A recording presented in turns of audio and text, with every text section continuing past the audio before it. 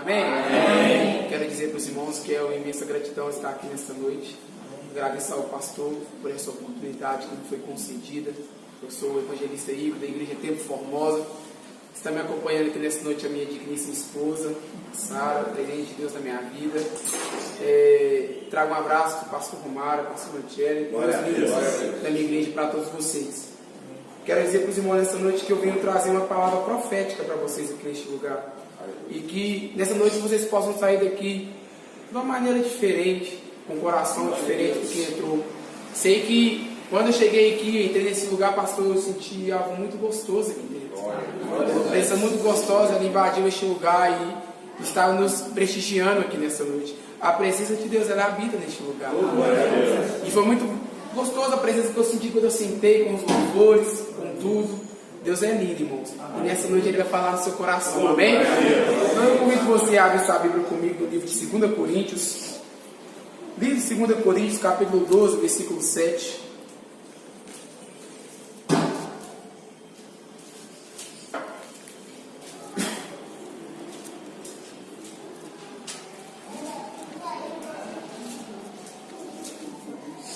Livro de 2 Coríntios, capítulo 12, versículo 7. Vou esperar todos se encontrarem para nós fazermos menção da palavra de Deus.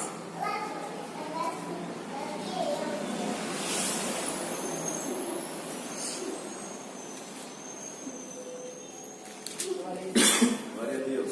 A palavra do Senhor me fala assim: para impedir que eu me exaltasse por causa da grandeza dessas revelações, foi-me dado um espinho na carne, o mensageiro de Satanás para me atormentar. 3 vezes roguei ao Senhor que o tirasse de mim, mas Ele me disse: minha graça é suficiente para você, pois o meu poder se aperfeiçoa na fraqueza. Portanto, eu me gloriarei ainda mais alegremente em minhas fraquezas, para que o poder de Cristo repouse em mim. Por isso, por amor de Cristo, regozijo-me nas fraquezas, nos insultos, nas necessidades e nas perseguições e nas angústias, pois quando sou fraco, é que sou forte. Aleluia! Amém? Antes de você sentar, eu quero convidar você a colocar a mão no seu coração. Eu quero louvar um hino aqui nessa noite. Eu quero que vocês louvem comigo, se vocês conhecerem. É um hino que eu gosto muito e eu sei que Deus vai falar nos seus corações. Amém? Amém. Ele fala assim: Espírito Santo, ore por mim. Leve para Deus tudo aquilo que eu preciso. Espírito Santo, use as palavras que eu necessito usar, mas não consigo.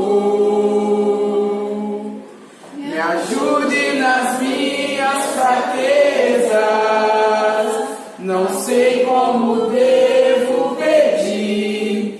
Espírito Santo, vem interceder por mim. E todas as coisas cooperam para o bem daqueles que amam a Ti. Espírito Santo, vem orar por mim. Estou clamando, estou pedindo, só Deus sabe a dor que estou sentindo. Meu coração está ferido, mas o meu clamor está subindo. Estou clamando, estou pedindo, só Deus sabe a dor que estou sentindo.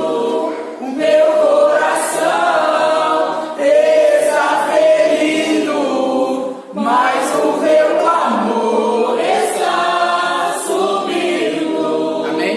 Eu profetizo na sua vida nesta noite que, independente da circunstância que você vive, da dificuldade que você passa, independente da situação que você se encontra, o seu clamor vai chegar até a Deus. Pode se sentar em nome de Jesus. Glória a Deus, aleluia. Irmãos, nessa noite nós lemos a passagem de 2 Coríntios. É uma passagem, creio que bastante conhecida. Eu sou muito apaixonado por essa passagem, porque nós sabemos que a nossa vida no dia a dia, ela é um pouco complicada. Nós vivemos em lutas e dificuldades todos os dias.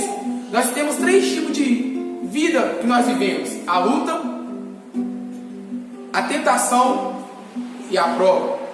A prova ela é algo dado por Deus para nos provar acerca de algo que Ele quer nos entregar. A gente vai ver a palavra do Senhor nos dizendo que Jesus, depois de ter passado 40 dias e 40 noites, Ele foi conduzido pelo Espírito Santo para o deserto. Ele foi ser provado por Deus. Depois de jejuar 40 dias, Ele levou, conduzido pelo Espírito Santo, provado. Então nós vamos entender que a prova ela é algo dado por Deus. Nós temos a tentação, que é algo do inimigo. A Bíblia vai me dizer: fugir da vontade de Satanás, resistir ao inimigo, ele fugirá de vós. Fugir da vontade da carne, que é algo do demônio. Nós vamos ver a palavra do Senhor me dizendo que de luta a gente vai viver todos os dias. Nós levantamos nosso dia a dia já com luta. O sono ele vem, o cansaço físico, psicológico, mental ele vem. E nós temos que vencer. Essa é a luta do nosso dia a dia. Só que nós temos uma palavra acerca de Paulo, que ele está vivendo uma situação complicada. Paulo ele está passando por uma situação difícil. Paulo é um apóstolo, um homem de Deus, ao qual ele vive no momento sendo atormentado pelo inimigo. E nós vamos ver a palavra do Senhor me contando uma história muito bonita acerca de Paulo. E eu quero contar ela para você aqui nessa noite. A Bíblia ela me conta lá no livro de Atos, que é acerca de um homem chamado Estevão. Ele era um jovem ao qual servia ao Senhor com integridade e retidão. Só que Estevão vão se levantar contra a vida de Estevão. Vão pegar Estevão e vão levar Estevão para ser martirizado, como ser o primeiro mártir da Bíblia. Estevão então ele começa a ser apedrejado e morto, porque levantaram por Estevão e falavam que ele estava blasfemando contra Deus. Então Estevão ele começa a ser apedrejado, e quando Estevão ele começa a ser apedrejado, é bem interessante a passagem que nos diz que Estevão ele está ali no momento de dificuldade da vida dele, ele está apanhando, ele está sendo morto, mas a Bíblia ela vai me dizer que ainda que Estevão estava passando dificuldade, ainda que Estevão estava sendo apedrejado, ainda que Estevão estava sendo morto, os olhos dele estavam fixos no céu, porque a Bíblia vai me dizer assim: Estevão sendo apedrejado, mas com o Espírito Santo na vida dele, ele olhou para os céus e viu os céus abertos e o Pai sentado do lado do céu. Então nós vamos ver a visão de Estevão firmada no céu. E aqui eu abro um parêntese para dizer para você: aonde está firmada a sua visão? Para onde está o seu alvo? Às vezes nós passamos muitas coisas no nosso dia a dia, na nossa vida, e esquecemos que o nosso foco ele tem que ser Deus. Que apesar da nossa dificuldade, apesar das nossas lutas do dia a dia, a gente tem um Deus que luta por nós. E que a Bíblia ela vai me contar e me dizer que tudo posso naquele que me fortalece, e que 1000 cairão ao meu lado e 10.000 à minha direita, mas eu não serei atingido. Aleluia. Então Estevão ele vai ser morto. E quando Estevão ele é morto, as suas vestes é jogada aos pés de um tal de Saulo de Tarso. E desde então, desde aquela época, então, Saulo ele se predestinou, pastor, a viver perseguindo os crentes. Saulo batia de casa em casa e arrastava homens, mulheres, crianças e levava preso quem falava o nome do Senhor. Então, uma certa vez, Saulo ele vai chegar até os seus reis, os seus liderados. Saulo sendo um homem inteligente, sendo um homem sábio, porque ele estudou nas maiores faculdades que existia naquela época, que era do doutor Galiel, que era muito difícil, porque para estudar naquela faculdade tinha que ter duas coisas: ou tinha que ser bem financeiramente ou bem inteligente. Saulo era um desses homens. Ele vai então e chega até os seus reis e pede uma autorização para entrar à cidade de Damasco e levar consigo todos que pertenciam a esse cristianismo. Só que vai ter um porém. Quando Saulo ele começa a andar no caminho de Damasco, ele vai ver um clarão na sua frente. E quando Saulo ele vê esse clarão na sua frente, o Espírito de Deus ele aparece para Saulo. Saulo cai o rosto no chão e Saulo vai olhar e vai perguntar: quem é esse? Então esse clarão vai virar para Saulo e vai falar: Saulo, Saulo, por que me persegues? E ele vai olhar e vai dizer: quem és o Senhor? E Deus ele vai virar para Saulo e falar assim: eu sou o Deus dos crentes que você persegue. Saulo então ele vai ter um particular com Deus. Ele vai virar para Deus, vai falar, Deus vai virar para ele e falar assim: ó, faz o seguinte, levanta, entra na cidade de Damasco, que eu vou te dizer o que eu tenho que fazer, o que você vai fazer. Saulo então é ajudado pelos seus soldados. Ele entra da cidade de Damasco e posto numa casa. E nessa casa ele fica 3 dias sozinho, cego, sem comer, sem beber. Ninguém por ele, ninguém para ajudá-lo, ninguém para dar a mão para ajudar Saulo. Então, Saulo sozinho, sem ninguém, Saulo passou um momento, só ele e Deus. E agora eu quero que você entenda uma coisa, que nada para Deus é impossível. Eu quero que você entenda uma coisa, que ninguém é perdido para Deus. Ninguém é olhado assim, às vezes, pela sociedade. Pode ser que olhe e fale assim: esse aí não vai vencer nada na vida, esse não vai vencer, esse não vai ser ninguém. Mas para Deus tudo tem um propósito. E Deus vai olhar para a vida de Saulo e vai achar graça em Saulo. Mas espera aí, como que Deus vai achar graça no ser que persegue aqueles que falam o nome dele? Mas esse é o nosso Deus, aquele que levanta os pequenos para confundir os grandes, aquele que levanta os loucos para confundir os sábios. Deus, ele não escolhe os capacitados, mas ele capacita os escolhidos. E é por isso que Deus, ele vai chamar Saulo. E quando Saulo está adentrado daquela casa sozinho, dentro da casa de Judas, Deus então vai chamar então Ananias e vai falar assim: Ananias, vai lá na cidade de Damasco, na casa de Judas, na rua chamada direita, vai ter um homem de Tarso lá. E este homem, ele está esperando um homem de Deus, e ele está posto cego. E quando ele estava cego, ele teve uma visão de um homem chegando e posto a mão sobre ele, ele sendo curado. Um milagre iria acontecer. Só que tem um porém. Você vai entender aqui juntamente comigo que o milagre não foi Saulo ter voltado a enxergar. Olha para você ver. Quando Deus ele chama Ananias, Ananias vira para Deus e fala assim: Deus, mas eu tenho ouvido coisas horríveis a falar desse Saulo.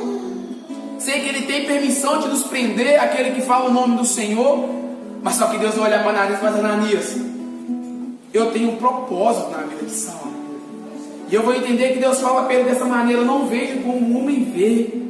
Às vezes o homem vê um perseguidor, às vezes o homem vê uma pessoa que não vai frutificar, não vai ser nada, não vai florescer, mas eu tenho um propósito na vida dele. Então eu quero dizer algo para você, que nessa noite Deus tem um propósito na sua vida, irmãos. Deus tem algo a fazer na sua vida. Às vezes você não está entendendo pela situação que você está passando, você às vezes não entende o que está acontecendo, o porquê que eu estou passando por isso, o porquê que eu estou vivendo isso, o porquê que isso está acontecendo comigo. Mas eu tenho para te dizer que Deus, ele tem um propósito na sua vida. Eu tenho para te dizer que Deus tem algo diferente para fazer na sua vida. Tudo na nossa vida ela tem um propósito. Livro de Eclesiastes, Salomão vai me dizer: nada acontece por acaso, tudo tem um tempo determinado debaixo dos céus. Para tudo tem um tempo determinado. E o tempo de Saulo ele chegou. Ananias chega até Saulo e põe a mão sobre Saulo, e Saulo volta a ver. Só que o milagre não é somente Saulo voltar a enxergar. Saulo ficou 3 dias sem comer, sem beber e cego. E Saulo não tinha ninguém para orar por ele. Saulo não tinha ninguém para dar conselho para ele. Saulo não tinha um ombro para poder descansar, um ombro para poder chorar. Mas ali ele ficou fazendo a vontade de Deus. Agora entenda que nós estamos falando de um cara que perseguia cristão. Estamos falando de um cara que não fazia a vontade de Deus. Estamos falando de uma pessoa que muitas pessoas temiam, tinham medo dele. E agora esse homem ele está posto cego na casa de Judas, sem comer e sem beber 3 dias sozinho. Saulo então vai voltar a enxergar, só que vai ter um porém. A Bíblia ela vai me dizer no livro de Atos, pastor, que quando Saulo ele volta a enxergar, logo embaixo me diz: e ele foi cheio do Espírito Santo. O milagre de Saulo não foi somente voltar a enxergar, mas o verdadeiro milagre foi o homem que perseguia, o homem que não servia, mas a partir do momento que ele se desfez de si mesmo, ele se entregou para Deus, ele foi cheio do Espírito Santo. Às vezes nós temos vários caminhos, certo, para poder seguir. Às vezes a gente escuta muitas pessoas falando sobre o mundo lá fora, e muitas pessoas até exaltam o mundo lá fora, falando que entende a nossa vida, porque sabe que o mundo lá fora é bom. É mentira, não tem nada de bom lá fora. Gostoso, legal, bom mesmo é chegar num ambiente como esse, sentir a presença como essa, chegar em casa com o seu coração em paz, com sua mente tranquila, com essa alma purificada. Um ambiente gostoso, um ambiente de paz. Esse é o ambiente ao qual temos que viver. O mundo lá fora não tem isso que temos. O mundo lá fora pode ter mais dinheiro que eu, mais dinheiro que você. O mundo lá fora pode ter uma formação acadêmica maior que a minha, uma formação acadêmica maior que a sua. Pode. mas ele nunca vai ter essa presença que nós temos aqui. E é o caminho que nós devemos seguir. E a própria Bíblia vai me dizer isso. Uma certa vez Jesus, ele vai estar no sermão, e o sermão de Jesus começa a ficar um pouco pesado, começa a ficar um pouco duro, e as pessoas começam a se levantar e começam a sair dali de perto, porque o sermão de Jesus ficou duro. Os discípulos também, alguns discípulos começaram a sair. Pedro então se levanta e fala: Jesus, o Senhor não está vendo que eles estão indo embora? Eles estão saindo. Jesus vira para Pedro e fala para Pedro assim: você não vai com eles? Pedro vira para Jesus e fala: Jesus, para onde irei, se só o Senhor tem essa palavra de vida eterna? Agora vamos ver Saulo, ele seguindo esse caminho de vida eterna. E quando Saulo ele levanta cheio do Espírito Santo, a Bíblia me diz que a partir daquele momento ele começa a ministrar a palavra do Senhor, ele começa a pregar, ele começa a fazer o ide do Senhor, que nos diz em Marcos: ide e pregai o Evangelho para toda a criatura da terra.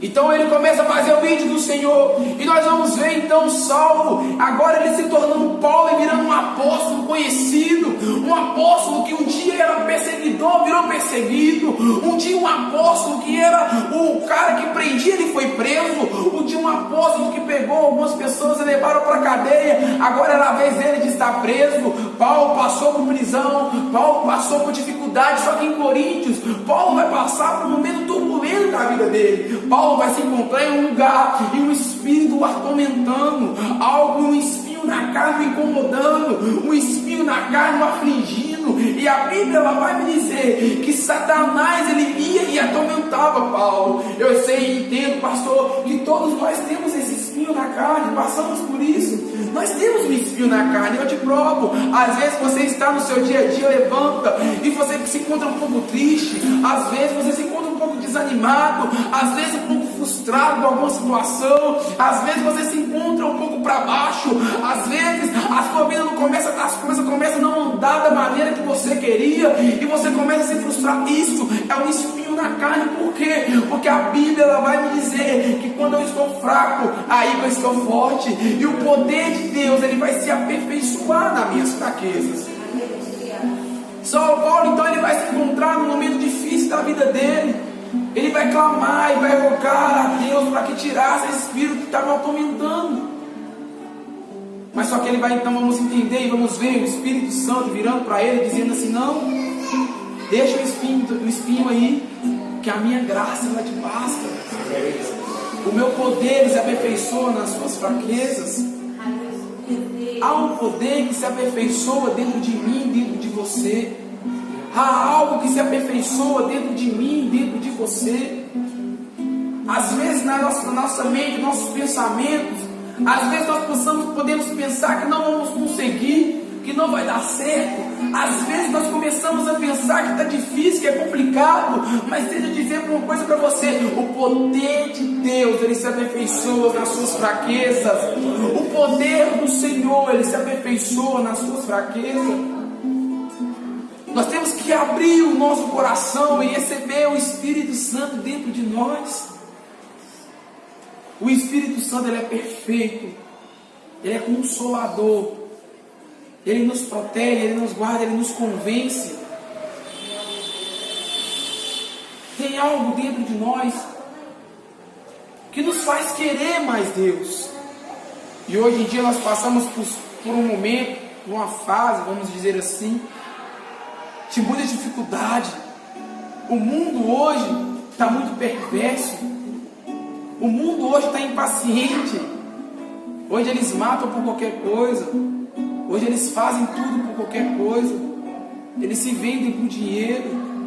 É o mundo. Nós vivemos num Brasil, vamos dizer assim, corrupto. Um Brasil mentiroso. Mas nós temos que entender que quem pode mudar esse país não é o Bolsonaro, não é o Sérgio Moro. Quem pode mudar esse estado, essa cidade, não é o Alexandre Calil. Mas a Bíblia vai me dizer que se o povo que se chama pelo meu nome se humilhar e orar e se converter dos seus maus caminhos, eu virei do céu, descerei e sararei a sua terra. Quem pode mudar esse país somos eu e você. Há algo dentro de nós que nós temos e podemos fazer que eles não têm, não pode. Eles não têm a intimidade que nós temos. Eles não têm a oração que é a chave de tudo. A Bíblia ela vai me contar de um homem chamado Jeremias. Já estou terminando. Um homem chamado Jeremias. Ele, por certa vez, ele se encontrava no calabouço, por tanto de ter clamado, profetizado contra a cidade. Eles prenderam Jeremias porque não acreditavam na profecia dele. Jeremias se encontrava triste. Jeremias se encontrava sozinho e sem saber o que fazer. Aí Deus vai aparecer na história para Jeremias e vai dizer assim: clama a mim, responder-te-ei, anunciar-te-ei coisas grandes e firmes que não sabes. Às vezes nós pensamos que é difícil, irmãos. Servir a Deus não é fácil, mas é prazeroso. Aleluia. Servir a Deus não é a coisa mais fácil do mundo, mas é a melhor escolha que eu já fiz na minha vida. Eu costumo brincar aqui, dizer que eu fiz muitas escolhas boas, escolhas ruins. Nas nossas vidas a gente às vezes escolhe coisas boas, escolhas ruins. Mas eu fiz duas escolhas que eu não vou me arrepender jamais. A primeira é ter casado com aquela mulher ali. E a segunda é ter aceitado Jesus como o único suficiente salvador da minha vida. A partir do momento que eu levantei minha mãe e falei assim: eu quero servir a Deus. Eu quero dar orgulho para minha mãe. Eu quero ser um orgulho para minha família. Eu quero ser uma bênção para Deus. Eu quero que Deus olhe para mim. Sabe por quê, irmão? Às vezes nós pensamos assim: pastor, eu quero que o meu vizinho olhe para mim e me bate nas minhas costas e fala que eu sou uma bênção. Eu quero que o meu irmão do lado olhe para mim e fala que eu sou uma bênção. Eu quero que fulano olhe para mim e fala que eu sou uma bênção. Não, pensa assim: eu quero que Deus olhe para mim e fala que eu sou uma bênção. Sabe por que Deus não está à procura de pessoas que só venham para a igreja, que só não bebem, só não fumam, não bebem, não são uma pessoa boa? Sim, mas Deus não está à procura só disso. Deus te prova dentro da palavra. Livro de João 4. Deus ele vai ter um diálogo com a mulher samaritana e ela vai falar com o Senhor assim: Jesus, perdão, sabe que o Senhor é Jesus, é o Filho do Homem, o Senhor diz que é? Explica para mim uma coisa aqui.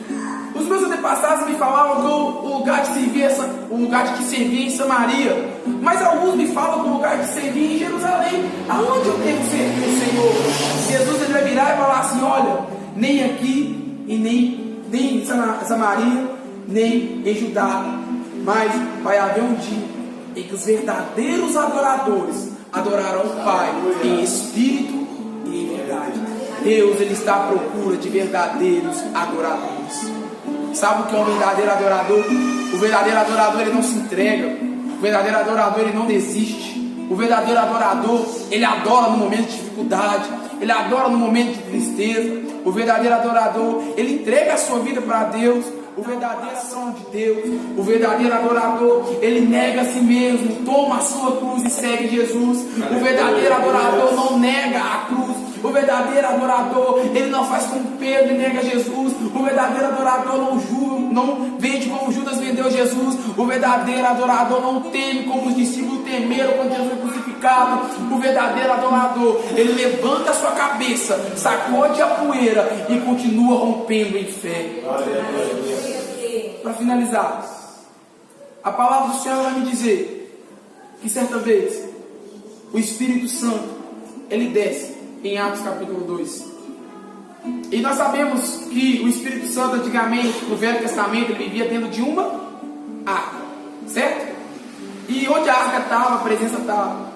Nós vamos ver isso com quase o Velho Testamento todo, mas vai ter uma certa vez que Nabucodonosor vai invadir Jerusalém, vai destruir, vai levar o povo cativo e a arca da aliança vai sumir da história. Jesus, porém, ele vai ficar, depois que essa arca da aliança ele some. Os sacerdotes, sabemos que o único que tinha acesso aos santos dos santos eram os sacerdotes. Quando o templo de Salomão foi construído, ele construiu em 3 repartições: o átrio, o santo lugar e os santos dos santos. Então esses santos dos santos só podia entrar sacerdote, porque era o lugar que a arca ficava. E ali eles entravam, eles levaram as lamúrias do povo, aquilo que o povo precisava, eles levavam até o Espírito Santo e ele descia sobre ele. E o sacerdote saiu chorando, suado, e todo mundo sabia que o Espírito Santo ia descido ali. Só que vai haver um porém: a arca vai ser roubada, vai ser destruída, vai sumir da história. Por causa do pecado de Jerusalém, Jesus fica 400 anos sem falar. com a cidade. Que até no tempo de Malaquias, até Mateus, aquele passagem do Velho para o Novo Testamento ali, o período de 400 anos de Jesus falar, é quando João Batista ele vai levantar, ele vai chegar até a cidade e vai falar assim: rata de víbora, quem vos ensinou a fugir da ira de Deus? É a primeira vez que Deus volta a falar na cidade. Só que a arca não tem mais. Mas ali vai ter o templo ainda, porque ainda que o templo foi destruído, lá no livro de Ageu nós vamos ver Zorobabel se levantando e reconstruindo o templo. Então ainda vai haver templo em Jerusalém. Só que não vai ter arca. E a presença descia através da arca. É quando os sacerdotes eles entravam e colocavam uma pedra. Colocaram uma pedra em cima de tudo, onde ficava a arca. Sabe, porque era fechada, era uma tenda. Ninguém olhava lá, só os sacerdotes tinham acesso lá dentro. Era um lugar santo. Nós vamos ver Davi, depois que ele pecou, depois que Davi ele adulterou, ele matou. Ele vai ver ele falando assim: amarra uma corda em mim e me deixa entrar no Santo dos Santos. Eu vou te provar que Deus ele me perdoou. Porque quem entrava no Santo dos Santos impuro era morto. Era um lugar santo. Daí falou assim: amarra uma corda em mim, depois de 1 hora você me puxa. Se eu não estiver vivo, é porque Deus não me perdoou. É quando Deus perdoa Davi, ele faz a oração: Deus, retire de mim tudo, mas não retire de mim o teu Espírito Santo. Então Davi, a arca sumiu, está ali a pedra, já estou finalizando. A pedra está ali em cima. E os sacerdotes entravam, oravam, choravam e saíam. O povo achava que os sacerdotes estavam chorando, pastor, porque a arca estava ali em cima, mas não era. Os sacerdotes estavam chorando porque não tinha mais arca, não tinha mais presença. E isso vai ficar por um longo tempo, até Jesus descer na terra. E Jesus ele desce. E nós vamos ver a palavra dizendo que Jesus ele rasga o véu de cima a baixo. E muita gente, nós ouvimos falar que ele rasga o véu apenas para dar livre acesso. Não, o povo tinha que ver que eles estavam sendo enganados, que não tinha arca, não tinha presença, que a presença não estava habitando mais dentro de uma arca da aliança. E quando ele rasga o véu, o povo olha e vê, olha lá dentro os sacerdotes chorando, e chorando porque não tinha arca, não tinha mais arca lá dentro. Eles então se apavoram: peraí, não tem mais presença, não tem mais arca. Aí Jesus vai chegar até eles, e para acabar com todo o sofrimento deles, vai falar para eles: olha, não tem mais arca mesmo não, porque a partir de hoje, aonde tiver 2 ou 3 reunidos em meu nome, ali eu estarei. A presença habita dentro de mim, dentro de você. Livro de 1 Coríntios, capítulo 3, Paulo ele vai me dizer assim: não sabeis vós que sois o templo do Espírito Santo, e que o Espírito Santo habita dentro de você? Sabia que você é templo dele? E na sua casa, quando você vai levar uma visita lá, quando o pastor vai almoçar na sua casa, você arruma tudo bonitinho, deixa a casa limpinha, faz uma comida bonita, gostosa, né, pastor? Porque imagina comer comida ruim. Faz a comida gostosa, o pastor ia almoçar, deixa tudo arrumadinho, fala com os filhos: ó, não vai bagunça não, vai ter visita hoje. Ó, não desarruma não. Fala com o marido: ó, não deixa a toalha assim da cama não vai ter visita hoje. Não fica tudo bonito? Agora pensa comigo, e o seu templo, que é o Espírito Santo? Ele tem que estar limpo para ele habitar. A Bíblia me fala que o Espírito Santo ele é sensível. Então o seu templo, que é o seu corpo, ele tem que estar limpo, purificado. A sua alma ela tem que estar purificada, limpa, preparada para o Espírito Santo habitar dentro de vocês. Amém? Eu quero fazer uma oração brevemente. Eu quero que você coloque a mão no seu coração, curva a sua cabeça. Eu quero que nessa noite você ore ao Senhor, coloque aos pés da cruz agora tudo aquilo que você precisa, tudo aquilo que as suas dificuldades, as suas necessidades. É bem verdade que às vezes nós paramos e pensamos e não entendemos o porquê, mas Deus hoje ele vai te falar: a minha graça ela te basta, e o meu poder se aperfeiçoa na sua fraqueza. Amém? Pai, Senhor, nesta noite, Deus, eu clamo e rogo ao Senhor, pedindo ao Senhor que abra a porta dos céus, como o Senhor fala no livro de Malaquias 3, e derrama porção dobrada sobre a tua igreja nesta noite. Pai, que nesse ambiente possa ser totalmente tomado pelo Senhor, que nesse ambiente possa ser totalmente, meu Pai, purificado pelo Senhor, meu Pai, que esses irmãos que estão aqui hoje possam entender, meu Pai, que por mais que passam dificuldade, por mais que às vezes tudo parece difícil, a tua presença vai habitar dentro da vida deles. Espírito Santo, como o Senhor fez na vida de Paulo, como o Senhor fez em nossas vidas, faz de novo nesta noite, meu Pai, em nome do Senhor Jesus. Eu peço ao Senhor, entra na vida dele, entra na vida dela, meu Pai, lá na casa, lá no lar, meu Pai, naquilo que ele necessita, porque o Senhor que esquadrinha os nossos corações e faça morada, e faça milagres, e faça maravilhas. Senhor, sabe por quê, Pai? Porque nós não te servimos pelo que o Senhor pode nos dar, mas nós te servimos pelo quem o Senhor é, pelo que o Senhor fez, pelo Senhor ter entregado o seu único Filho, meu Pai, para que nós que cremos ao Senhor não morremos, Pai, teremos vida eterna, meu Pai.